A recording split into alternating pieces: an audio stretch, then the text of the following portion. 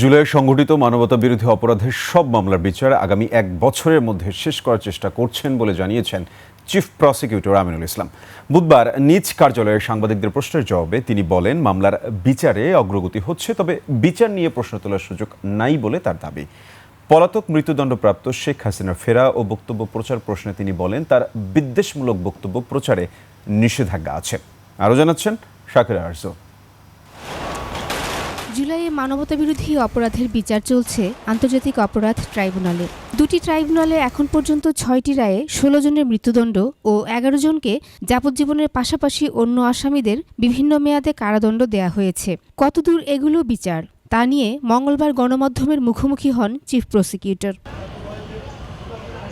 Chief prosecutor বলেন, জুলাইয়ের বিচারের স্বচ্ছতার সাথে আন্তর্জাতিক মান বজায় রেখে কাজ করা হচ্ছে। আরও বেশ কিছু মামলার রায় হবে শিগগিরই। 1 বছরের মধ্যে জুলাইয়ের মামলা শেষ করার জন্য কাজ করছেন তারা। জুলাইয়ের মামলাগুলো খুব দ্রুততার সাথে আমরা ইনভেস্টিগেশন শেষ করে আমরা সম্ভাব্য আগামী 1 বছরের মধ্যে যাতে অন্তত জুলাইয়ের সমস্ত বিচার আমরা শেষ করতে পারি, সেই বিষয়ে আমরা একটা কমিটমেন্ট নিয়ে আমরা ইনভেস্টিগেশন এবং বিচার কার্যে আমরা কাজ করে যাচ্ছি। বিচার ও তদন্ত নিয়ে প্রায়ই প্রশ্ন ওঠে। অনেকেই বলেন পিক অ্যান্ড চুজ হচ্ছে আসামি নির্ধারণে। এমন প্রশ্নের জবাবে চিফ প্রসিকিউটর বললেন, এসবের সুযোগ নেই।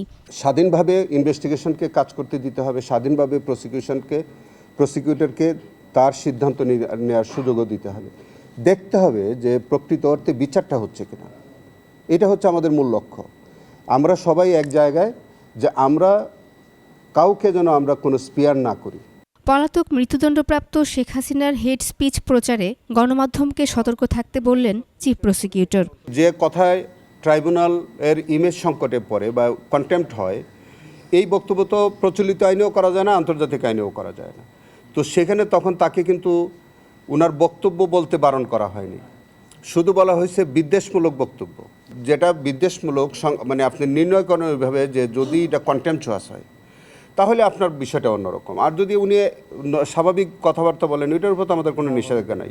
তবে শেখ হাসিনা প্রসঙ্গে এক এক সময় এক এক কথা বলছে ভারত ও তার সমর্থকরা বলে মন্তব্য করেন chief prosecutor. Shakira Arju, 21 television, Dhaka.